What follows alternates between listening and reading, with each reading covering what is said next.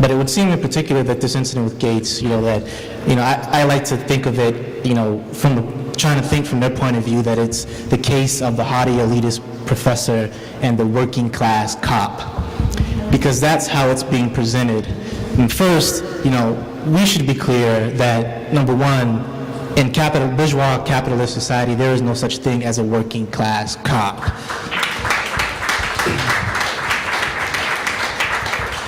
Cops aren't workers. They may be drawn from working people, but they cease to be workers once they put that gun and that uniform and badge on. They become something else. They become a tool, or the army, the armed force of the ruling elite in society, and they are used to repress, particularly those who are the most oppressed in society. That what was put on the police report was fabricated, first of all, because it attributed words to her that she did not utter, which is, evident. The evidence is the audio tape of the call, but that's never actually been drawn into question by the media. And they say that, well, because she never said it, and they draw into question whether or not this is racial profiling of Gates. And we have to explain exactly what that is and why it is. If there had been a white person that had answered that door, he or she would have been treated differently than Gates was treated. And some people say, well, then Gates shouldn't have got upset. He elevated it and he took it to, and then the cop got upset. If we just go back in the history of oppression of black people, we have a right to be pissed off and angry. So when the cop comes to your door, as a matter of fact, just driving down the street, you see, when we're driving down the street, if we have a car, or if we're just walking down the street, but if we're driving, when she was driving for this instance, and a cop pulls up alongside of you or somewhere behind you, you begin to sweat. You haven't done anything. You're just driving, and you're a black person, or you're a Latino person, or you're an indigenous person, or you're an Arab person, you're a person of color. But because of the history of oppression and the way that the cops have been used in this society, see, if you go back in history, the way that the cops are organized now, it comes from the patty rollers and how they were used against the slave catchers. Patty rollers, actually a derogatory term used against people of Irish descent. The slave catchers, that's what they were. Those were the original cops in U.S. society.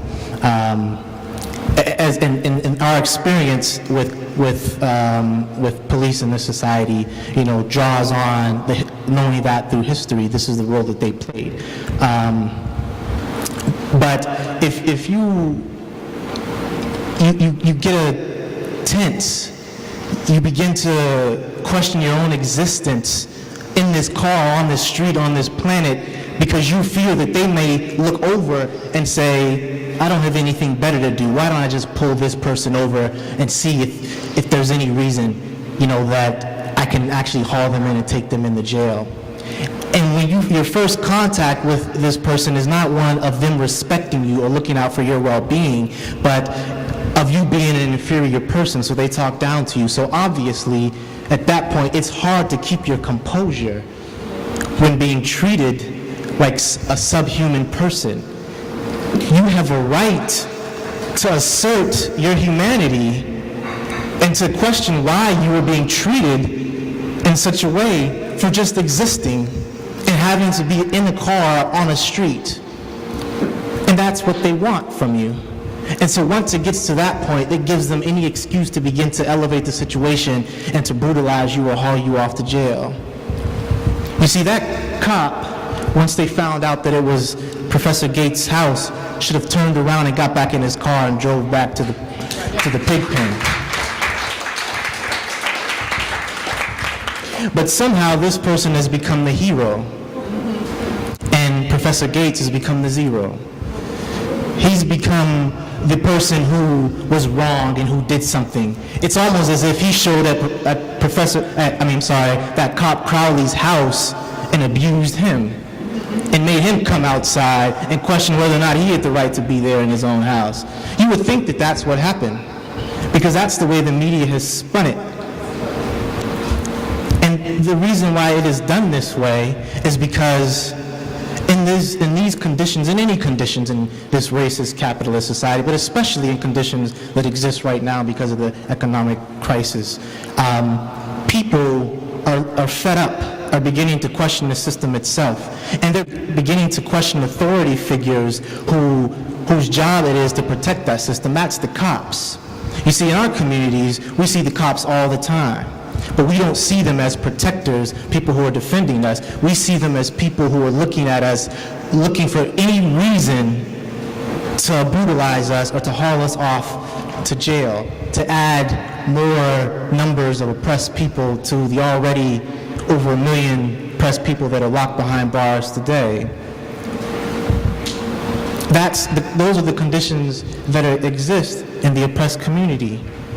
And though Gates may have lived in an upper middle class area, he still is an oppressed person in that area.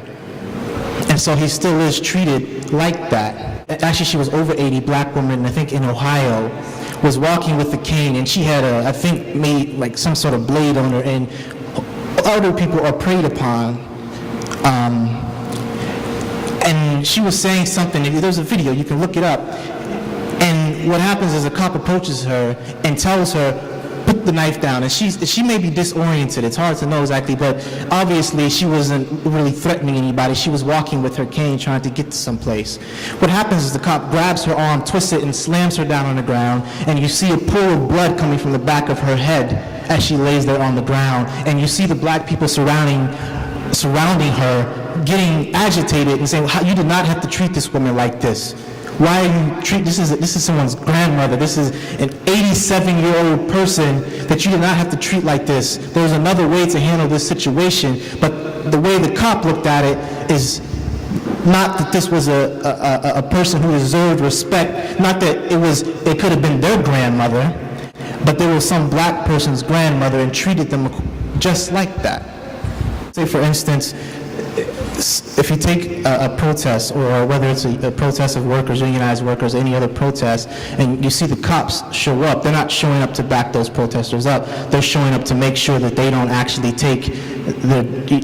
go even further, take their destiny into their hands, or get angry as they have the right to be.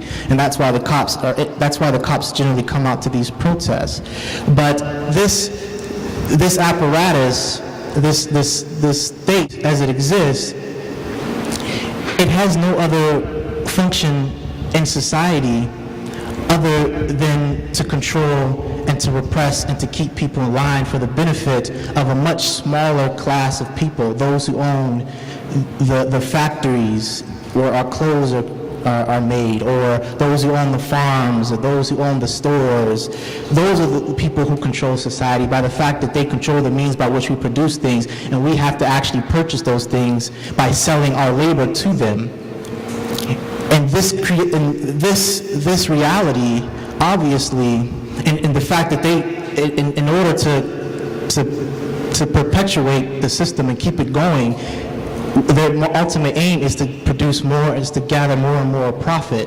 And they get that by the exploitation of us, by taking a surplus off of, after we produce, they take the surplus off of that, and that is what perpetuates the system itself. That's what they do, they feed off of it.